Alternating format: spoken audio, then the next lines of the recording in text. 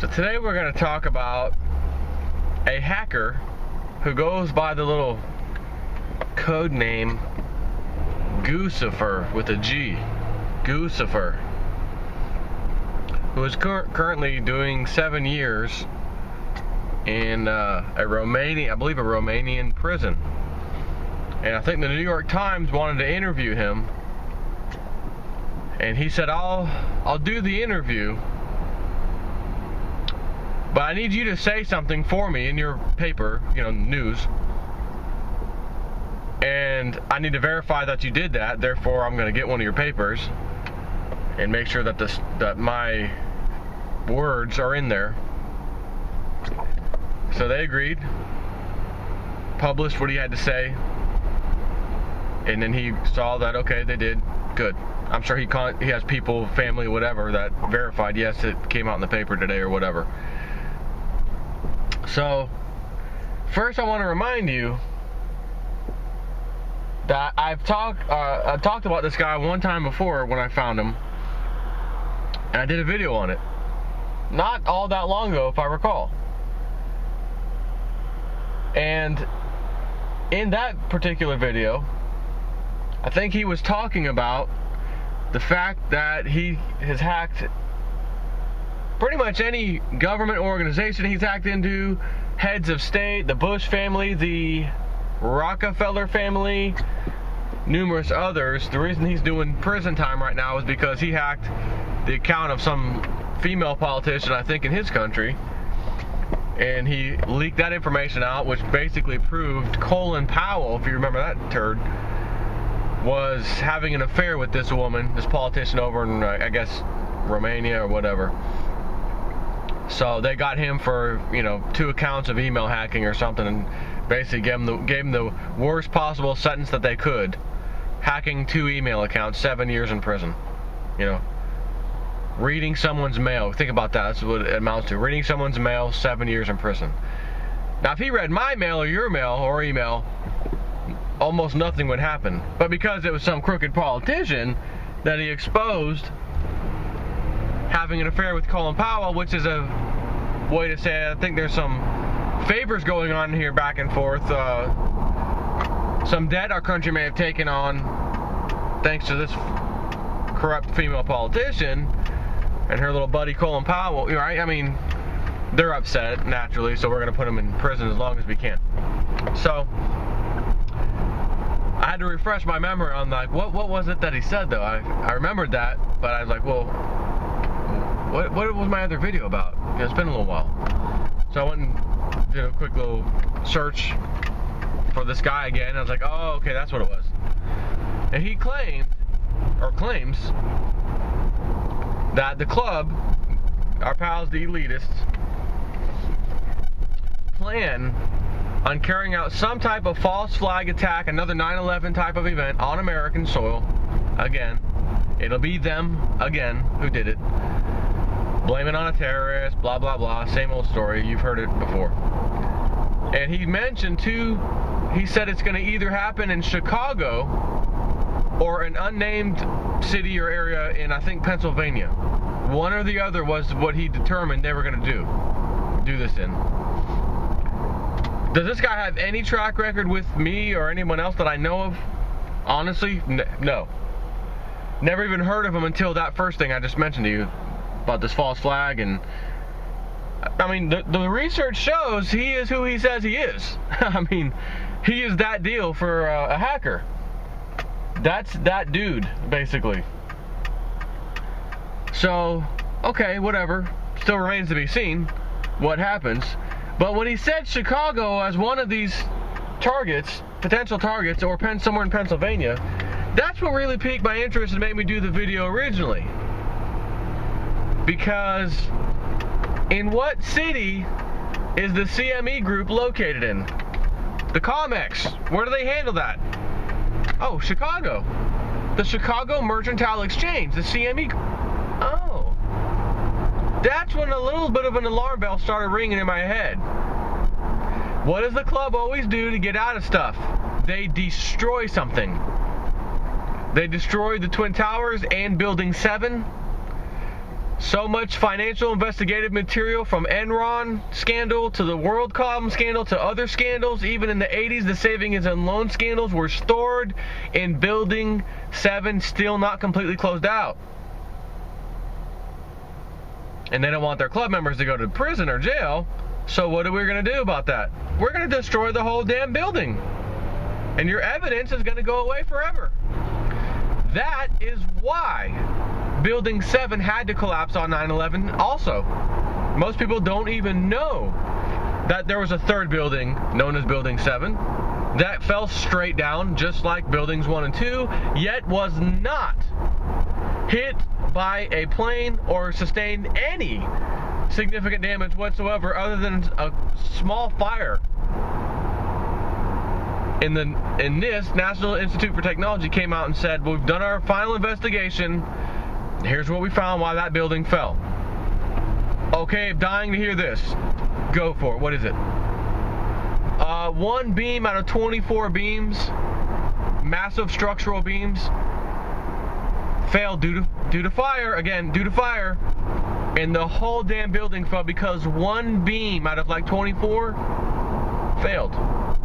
You mean to tell me you can pull one beam out of a building and the whole damn thing is going to fall straight down? Not just fall over or anything.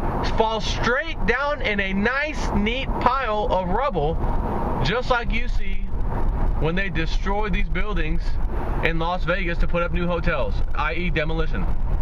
Not only in that example is the best example I've ever seen out of 9/11, because it has the famous crinkle down the center, like to the right slightly, whatever, down the center, of all telltale demolitions. They have to have that crinkle. That crinkle is the explosive charges inside the building that cause it to implode in and on it to itself and then fall straight down, so it doesn't fall over or hit things nearby. So at least they were nice enough to let it fall straight down, right? But then again, we can't have it hitting Wall Street and falling over and hitting our club members, you know, multi-billion-dollar property. We can't have that. So we're going to make sure they go straight down. So they destroy the evidence. They've also done it through Hurricane Sandy, leaving basically the vault door of the most expensive, most important, highly secured facilities on the face of the earth, believe it or not, which contained all of Wall Street's, yours, any stock, bond, certificate, anything that was ever printed in America, i.e. our entire stock market. Those certificates were stored at 55 Water Street, the DTCC building, which this particular one is known as Seed & Co. It's kind of a fictitious subsidiary name of that entity, and when you get stocks and things put in your name, it's actually put in this Seed & Co.'s name as like the custodian or whatever of your stock. $36 trillion worth of paper instruments were in that building. Hurricane Sandy came through New York, flooding many areas, and somehow flooded a vault which you know is waterproof and fireproof. For God's sakes, there's $36 trillion of assets in there. Somehow flooded it, causing, from their own news report, DTCC spokesperson, significant damage. And when we were cleaning up the mess, get ready for this, I'm not making this up, a fire started and damaged some other documents. Oh, really? What did the club do? They destroyed some kind of evidence that they had to destroy for some reason unknown to us at the current time. It's always found out later why they did that. We don't know why just yet. So there's two examples. Now, you and I all know the commodities market, it's rigged.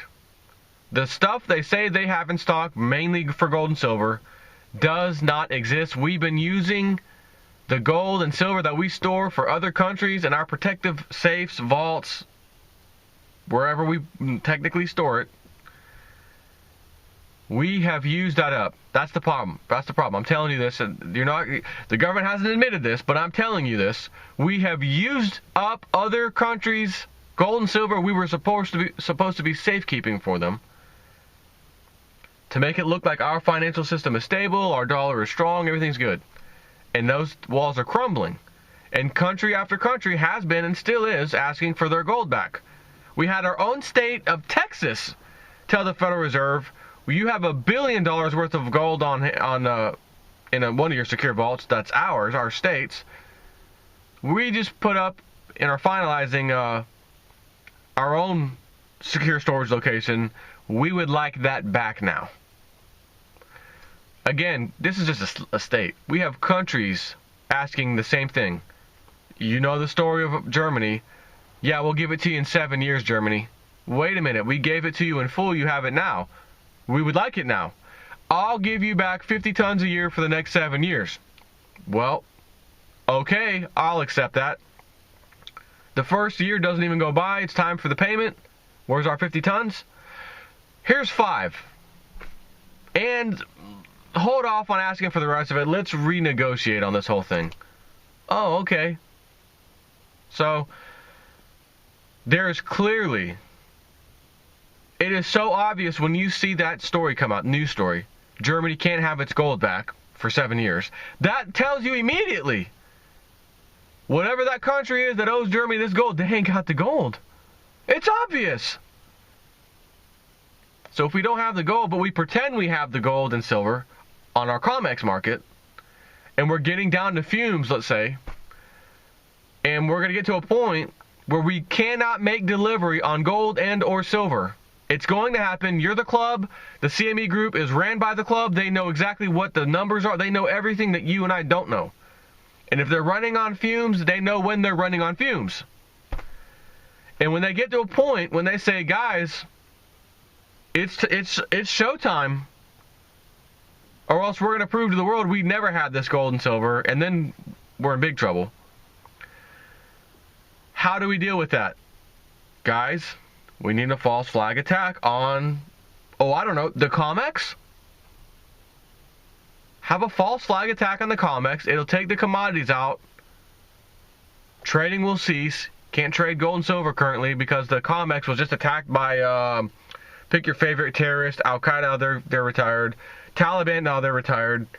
ISIS, they're semi-retired already, and now they're ISIL. So ISIL has taken over. Pick your favorite boogeyman that doesn't even exist anyways. And, maybe they'll do Syria because we can't get past Syria.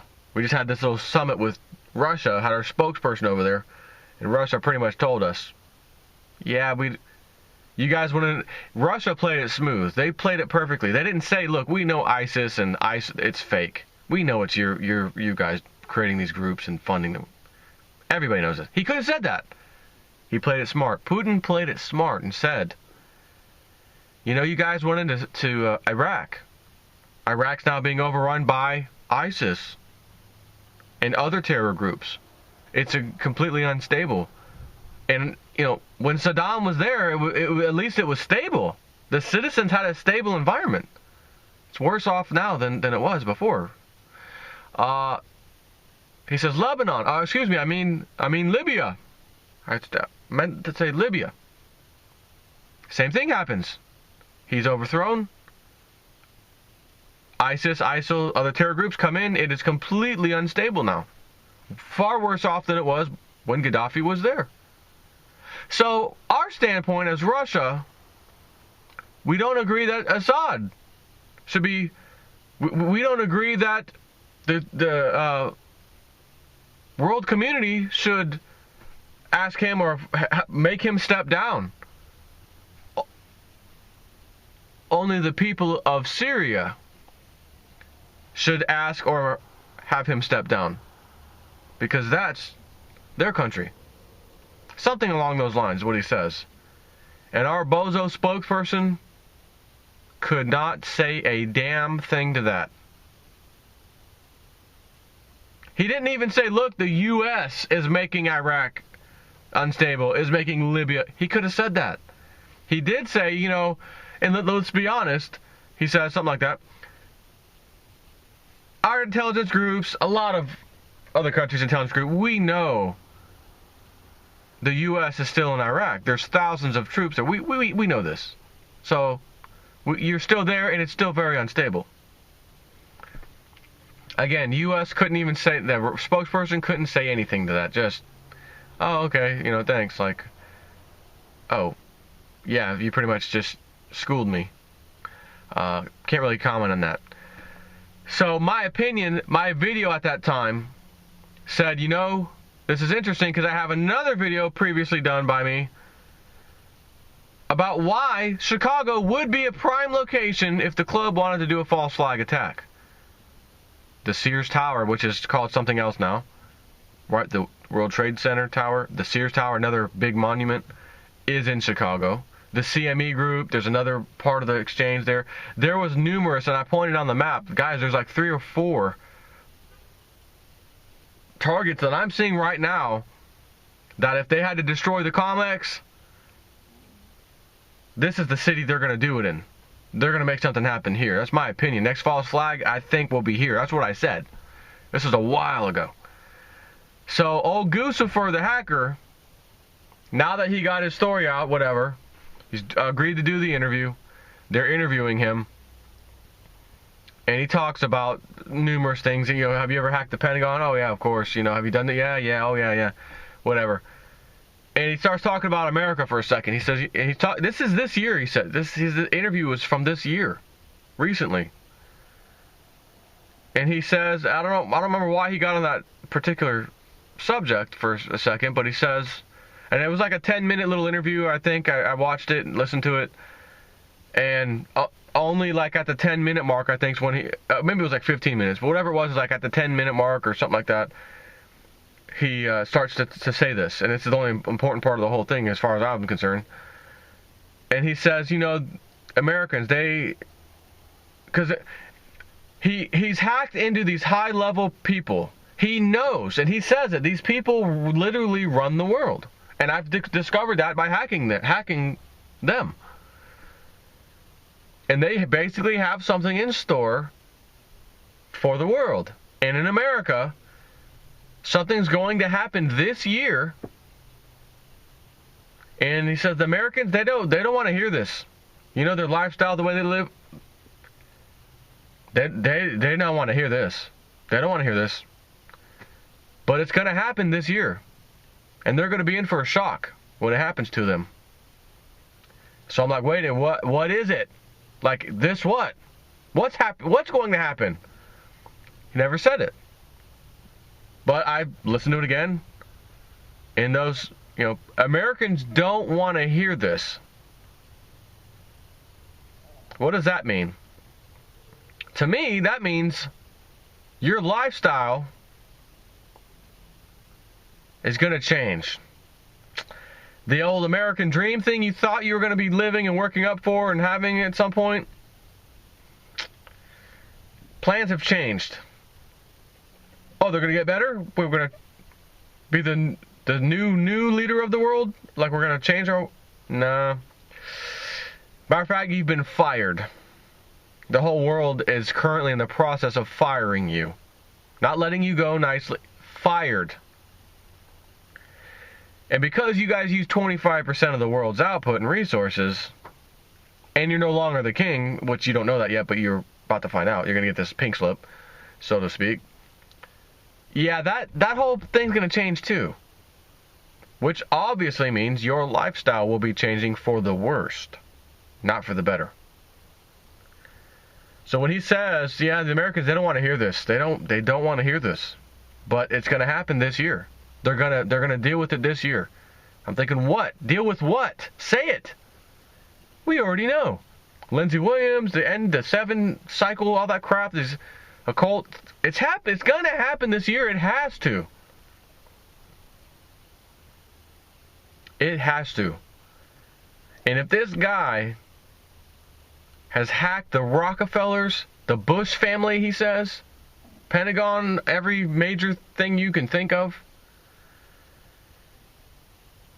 I'm pretty certain he's found some information, especially when he got into the Bush family and the Rockefeller family, that made him determine a whole lot of stuff's going to be happening in the near future that's not good for the world, but more importantly, Americans, you're going to suffer the worst when this happens. You're not going to be ready for the change that's coming to your country. and they don't want to hear that, right? You can't go and tell somebody, even your mediocre lifestyle, would you still say, oh, it's far better than in these other countries? I used to be middle class, now I'm just whatever, but still better than living in such and such or wherever else. I still take my American lifestyle that I have, and I'll say it first, you're right. You are right with that statement. But even that, when this crap goes down, it's going to change. You're not going to be even in your mediocre lifestyle, should you have one. Meaning, maybe you have a better than mediocre lifestyle. That may also change too. It's not going to look good. So that's the typical thing you hear when someone's saying, yeah, so, like try to explain to someone and their lifestyle is going to start sucking. They don't want to hear that. They're not even going to want to listen to that. But they're going to have to anyways because it's about to happen. That's essentially what he was saying. So, food storage, check. Precious metals, check. Guns, ammunition to take care of any sheep that decide they want to come to my house and try to rob me or anything like that, check. My sister, on the other hand, uncheck. Uncheck, mostly uncheck. Just over at her house yesterday, me and my dad were talking about some of this stuff. She starts yelling and screaming and, enough, it's not going to happen, it hasn't happened in all these years. You've been talking about this for a while, enough. Andrea, if your house was about to be on fire or just got set on fire, but you didn't know it yet, and somebody came to your house to knock on the door to tell you, Andrew, your house is on fire, would you just stand there inside that house with your family and kids and wait to see it for yourself? Wait for your house to start burning down before you attempt to even exit, if you can at that point? Well, of course not. I would get out. As soon as I knew it, I would get out. So by me talking about these things that have to be dealt with, example, our national debt has skyrocketed double what it was just a few years ago. But you said this was... Andrea, 2008 happened. I was talking about that stuff before it happened. And it happened. Yeah, but it wasn't the end of the world. We're still here. Everything's fine. Yeah, we are. Because they kicked that can down the road till now. So whatever was going to happen then, and that what we would have had to have dealt with then, that financial problem, whatever that turned into for us, has now been compounded massively. And it still has to be dealt with. We still have to do something with our $18 trillion in debt. We still have to deal with these trillions in unfunded liabilities. It has to be dealt with. What I'm talking about is that dealing with. It's always been that. They've kicked the can a few years and now, and here we are. I said, so when this happens, you're going to have to deal with it. And you're going to have to deal with it to some level.